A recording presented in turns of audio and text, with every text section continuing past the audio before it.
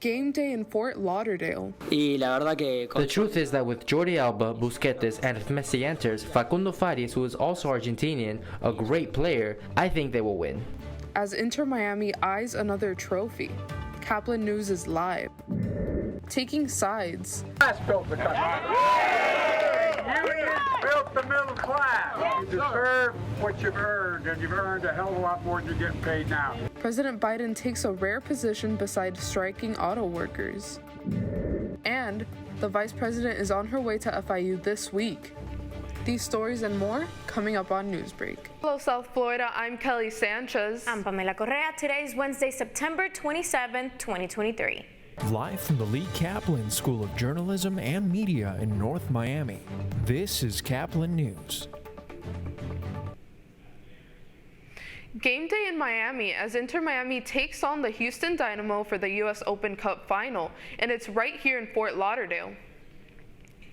Inter Miami has fans pumped. But they're also worried as it's unclear whether Messi will play in the U.S. Open Cup final, but it's going to be decided later on today. Caplin's Valentina Gaspari is live from Drive Pink Stadium with more on what to expect. Tonight will be an anticipated night for many, with the likeliness of Messi playing at the U.S. Open Cup Finals still to be determined. Inter Miami, competing against Houston Dynamo, will strive to win a second title for their records. It's been more than a month when Inter Miami won their first title, the League's Cup, and now they're striving for one more, the U.S. Open Cup.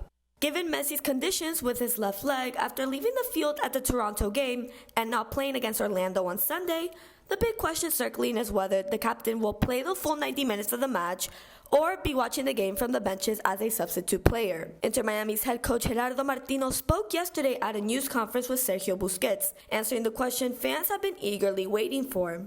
Martino said that the decision to have Messi play against Houston Dynamo will be decided near game time, checking up on his overall status to play. Jordi Alba, however, is dealing with muscle soreness and is likely to not play tonight. We visited the Messi store in South Beach to speak with fans. A tourist who actually flew in from Buenos Aires, Argentina, describes his expectations for tonight's match.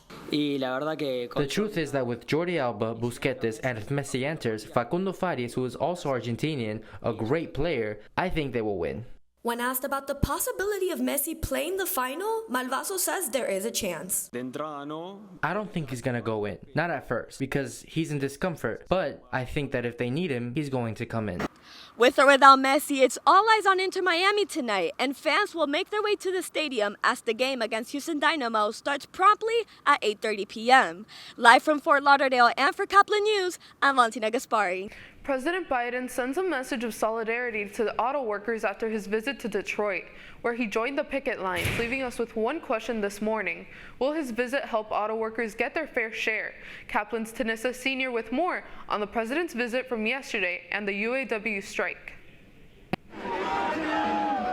A picket line show of solidarity called the first ever of its kind by a sitting president. Wall Street didn't build the country. The middle class built the country.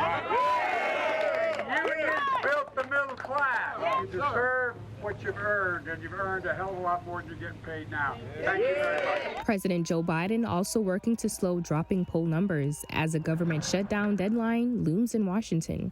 The White House is clear, however, on the scope of the president's visit.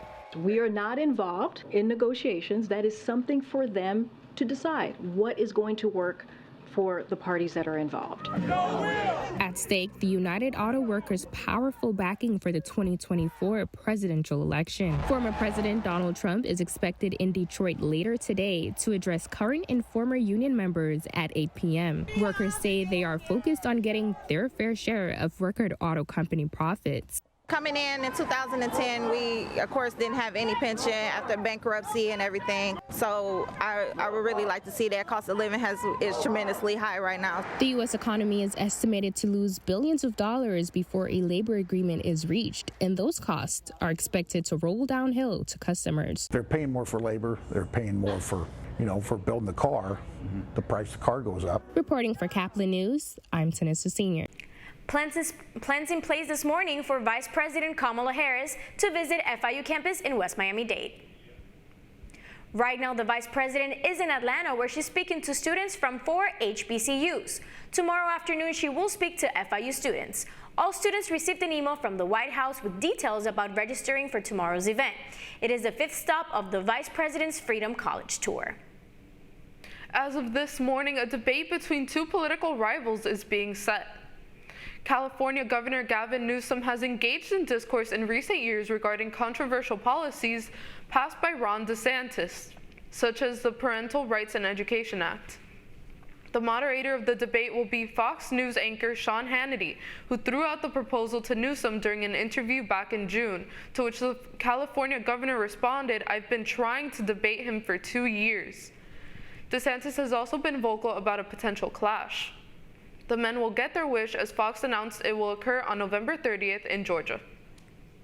Proposed changes to DACA have immigrants' families concerned, including those in South Florida. Caplin's Seth Leon has more on the controversy. On July 1st, a new chapter in immigration policy was written with the signing of Senate Bill 1718 to restrict the ability of undocumented individuals to live and work in the state of Florida. This has left thousands of undocumented immigrants and their families in profound uncertainty. In the wake of Senate Bill 1718's enactment, the complex issue of immigration in Florida has reached a critical juncture and is reshaping the lives of countless individuals in the state. It wasn't shocking, but it was like a new level of disappointment that I felt. It made me realize that I don't know if we are in the senators or anybody's hearts. It keeps confirming to me that we're taking steps backwards and not forward. With more than 1 in 5 undocumented immigrants calling Florida home, the potential economic and familial impacts of Senate Bill 1718 are extreme. The Florida Policy Institute reveals that these individuals contribute an astounding $13 billion annually to the state's economy. The bill was, in my opinion, unnecessary and a solution in search of a problem that ended up creating a problem. When states, immigration is one of these issues that individual states taking action and creating this patchwork of laws and different enforcement mechanisms, it doesn't help. Immigration needs to be run by the federal government. Florida finds itself at a crucial crossroads where immigration rules, economic factors, and family matters all come together, shaping a pivotal moment in the state's history. As the implications of this new law continue to unfold, the shifting landscape of immigration policy highlights the intricate challenges faced by those who aspire to improve their lives within Florida's borders. Reporting for Caplin News, I'm Seth Leon. For many people of short stature, getting around a large university isn't the easiest task. Some even have to transition to online classes due to mobility issues. Caplin's Laura Palfrey reports on resources available here in South Florida. For most students, thinking about how they're getting to class requires no second thought, but for some, it actually serves as quite the challenge. Well, Dina Moith is a student at Liberty University who transitioned to online classes due to mobility concerns. So, in terms for me, when I went to college in person, I had a power wheelchair, so I was able to move around. That was fine, but for someone that's a little person that doesn't use a power wheelchair, I think they should, have the classes nearby, not so far away, because for little people, their legs are short, so it is tiring for them to walk. For most people with disabilities, the Disability Resource Center is their only hope in trying to get special arrangements made for them in school. Most of the accommodations around campuses are geared toward people who are blind or deaf, but for people of short stature, these aren't the greatest. The only arrangements for people with dwarfism is additional time for test taking, elevators, and transportation services between classes, but this isn't always enough. We want to make sure that we're educating everybody else about being inclusive, about, awareness of different types of disabilities. For example, whenever we're talking about physical barriers, we have to make sure to not assume that we are accommodating a physical barrier for only a wheelchair user, but also for individuals of low stature. Well, Dina Moith isn't letting this stop her from living her life to the fullest. She's an influencer and content creator who shares her experience as a little person and is even appearing in New York Fashion Week this year. For people with dwarfism, navigating through schools can be challenging due to limited resources, but hopefully through education and awareness, more schools can adapt to a more inclusive environment. Reporting for Caplin News, I'm Laura Palfrey. The U.S. government is in the process of reinstating regulations for the internet providers. The Federal Communications Commission would be considered internet service as essential communications. In the proposed rules, companies such as AT&T, T-Mobile, and Verizon will be banned from blocking and slowing down access online to both websites and content. On October 19th, the FCC will decide if public feedback is needed. The Marlins, geared toward a crucial doubleheader after a tropical storm, postponed their game against the Mets in New York last night. That's still ahead, and so is the story.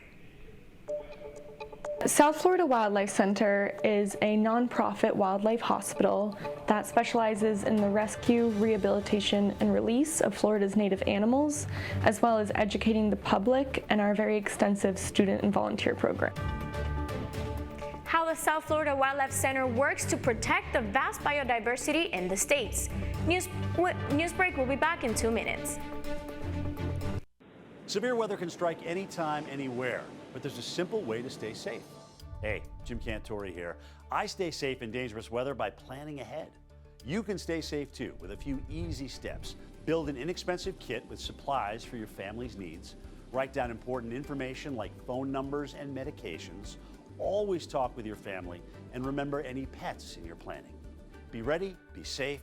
Start your plan today at ready.gov/plan.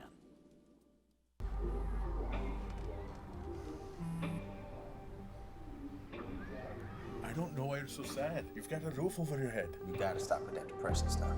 That's what white people think. You all right? It just feels like it's coming from everywhere. Do you want to talk about it? You can talk to me if you're feeling sad. Whenever you need to talk, I'm here, okay?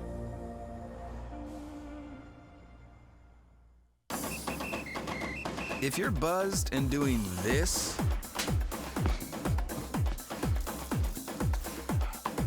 to make yourself feel okay to drive, CWX.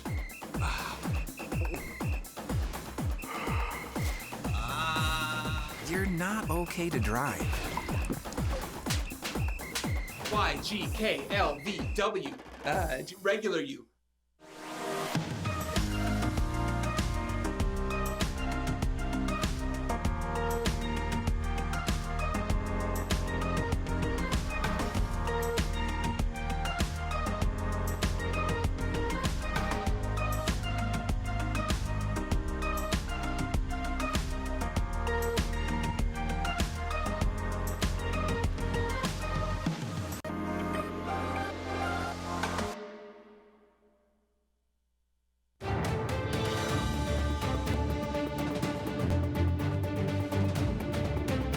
South Florida Wildlife is in dire need of aid in order to continue surviving. Luckily, there are first responders who provide them with assistance needed within their own habitats. Caplin's Thomas Horcada reports from Fort Lauderdale. South Florida is home to the most diverse wildlife in the United States, offering over thousands of species. You can find alligators, manatees, turtles, and pelicans, just to name a few. However, although we're all used to live with them day by day, they face countless threats. Millions of animals are struggling with many challenges of today's world. With urban areas expanding, rising temperatures, and pollution, the balance of ecosystems is being turned upside down.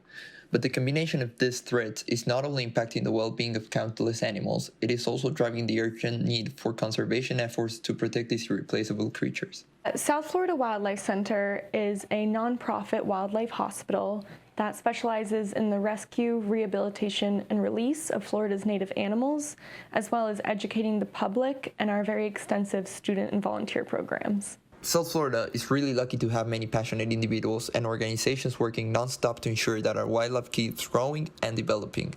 Among these dedicated groups, the South Florida Wildlife Center stands out as a ray of hope for the region's wildlife as their conservation efforts keep thriving.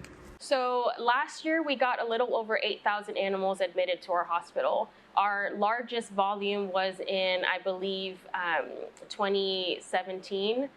where we had over 15,000 animals admitted. So we've done some education since then to decrease the admissions every year, and we continue to keep trying to decrease that number.